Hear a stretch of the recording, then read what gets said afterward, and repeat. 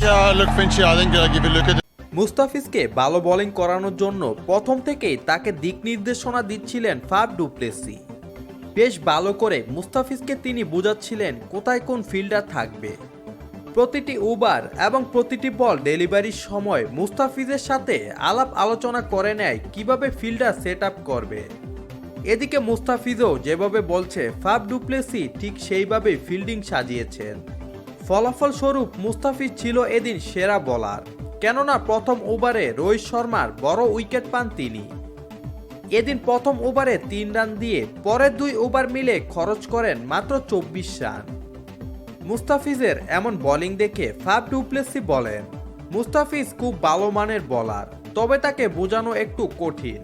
সে আমার ভাষা বুঝতে পারছিল না, তাই তাকে আমি ইশারা দিয়ে বোঝাচ্ছিলাম। তবে শেষ পর্যন্ত মুস্তাফিজুর রহমানের দিল্লি ক্যাপিটালস পারল না বাঁচা মরার ম্যাচে মুম্বাই ইন্ডিয়ান্সকে হারিয়ে প্লে অফে খেলার স্বপ্ন বাঁচাতে। গতকাল মুম্বাইয়ের ওয়াংখেড়ে স্টেডিয়ামে স্বাগতিক মুম্বাইয়ের কাছে 59 রানে হেরে প্রথম পর্ব খেলেই বিদায় নিশ্চিত করেছে দিল্লি ক্যাপিটালস। আর এই জয়ে চতুর্থ দল হিসেবে প্লে অফে খেলা নিশ্চিত করল 5 বারের চ্যাম্পিয়ন মুম্বাই ইন্ডিয়ান্স।